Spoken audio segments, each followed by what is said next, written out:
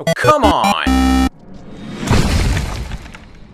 Hey everybody, we are back with part 3 of my Atari Flashback Classics review, and if you haven't seen any of the previous videos on this series, then I encourage you to check those out as well. I've been taking my time with this one, but we're halfway through and we're on to the next batch of cartridge games, and then we're going to conclude with part 4 next time. So let's get this crazy retro party started. As one with 2 brain cells could guess, this is the home version of Gravitar, a game that I really hated as an arcade game in part 1, and I actually kind of dug it here. The only thing I can say is that it's a little easier, which I found is a trend with a lot of these Atari 2600 versions of the arcade games.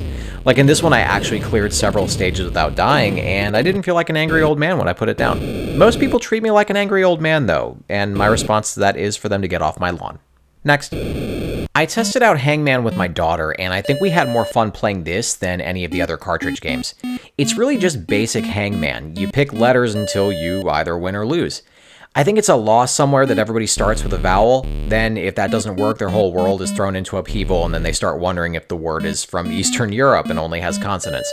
Also, for some reason, the guy being hung looks like he has a monkey tail. So if you've always felt that some monkeys need killing, or maybe freakish human-monkey hybrids do, then you'll also like this game. Next. Haunted House was an interesting idea. You go through this house that's set up like a maze, and it has multiple floors and things like that, and there are times where you won't be able to see where you're going, and the screen will flash as if there's a storm outside, and it'll give you a moment to see where you're going, like, you know, lightning flashing or something like that. Then other times you'll be in the dark, and you'll just be a pair of eyeballs floating around.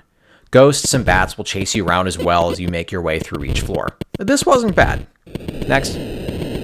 My daughter also joined me for Maze Craze, and it was not great. Basically, depending on the version you've picked out, you're a little car that kind of looks like a spaceship that also, at least to me, looks like a blooper from Super Mario Bros. And you have to make it out of the maze without touching the squares. In other games, you'll want to actually touch the squares to sort of catch them and then escape before your friend. The one where you're avoiding the squares is really difficult because there's so few ways to get through the maze already that it's almost impossible to miss them. The other versions are better, and then there's also ones where parts of the maze are obscured or invisible. I don't know why anybody would like that given what I just said about the games. But if you like playing cops and robbers but don't actually want it to be fun, then this is for you. Next.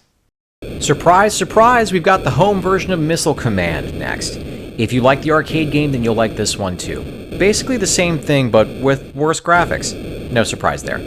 As a side note, there's a version of this game that you can probably find online for PC that was released in the 90s, and when the missiles hit any of the cities in that one, you'll hear this big group of people scream bloody murder before it explodes. It's really hilarious, and I encourage you to look for it if you're bored. That's actually the one that got me hooked on Missile Command to begin with, and it's just not as fun without the horrible screaming. Like most things. Next. Night Driver, unfortunately, is another one that, thanks to the good folks at Elgato who made my capture card, did not display correctly. About 2/3 of it is showing, though, so here it is. Basically, Night Driver is a racing game that takes place at night with a track that whips around and weaves at crazy angles, and you have to watch out for cars and trees. I'm also going to call this Drunken Orlando at 2 a.m. Simulator because this is how everybody drives when they leave the bars there. Heck, they don't even need alcohol to drive like this. You can also call it Woman Driving an SUV or Pickup Truck That's Way Too Big for Her Simulator, or Woman Driving a Mustang Simulator. I think you get the picture. All joking aside, kinda, this wasn't bad. Very fast-paced and arcadey. Next. If I were to try and sell this game to kids nowadays, I would tell them that Off the Wall is off the chain. I'm so sorry about that joke. So this was a breakout clone that was actually released in 1991. You play as Kung Fu Lu, I can't say that name with a straight face, and the objective is to kill the dragon at the top of the screen that looks suspiciously like a caterpillar. There's also a bat that shows up, which may or may not imply that this whole thing is a hallucination of Lu's because he's been drinking scissor since 10 a.m. Either way, his name sounds ethnic, and had this game been made in the last couple years, he'd be canceled. Next. Outlaw was another one that the Munchkin played with me, and on 2-player, it was actually a pretty fun time. It's really just a one-on-one shootout between a couple stick men with a cactus in the middle. There's multiple versions of this one, like there's different types of shootouts, and there's a target range.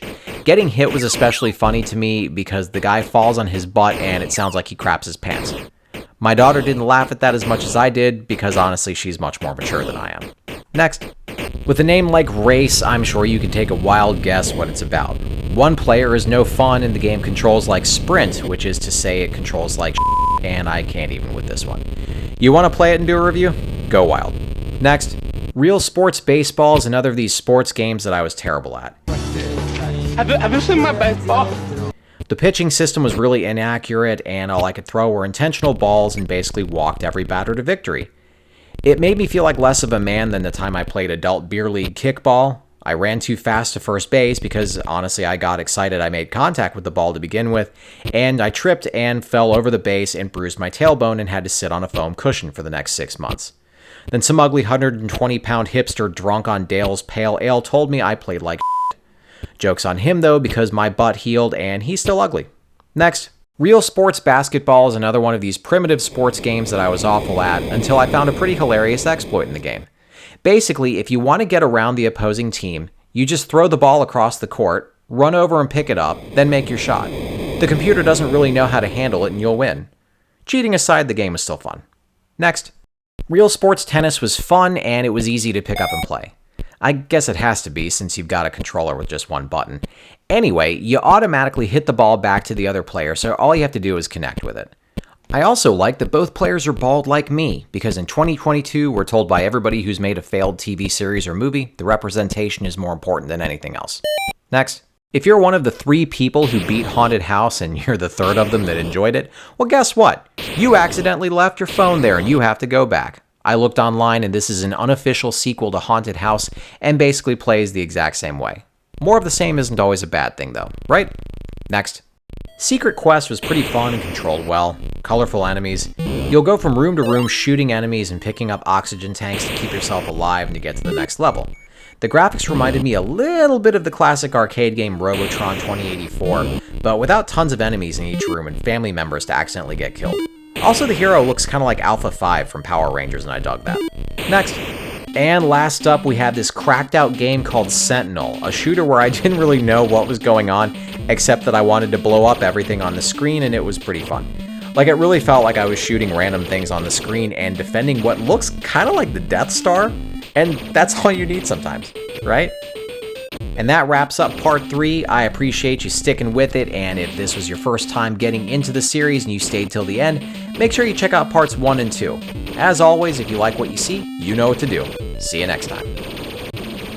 Congratulations! You're one of an elite few to make it to the end of the video. Reward yourself by hitting the round subscribe button in the middle, and then check out the other goodies I've got and the links next to it.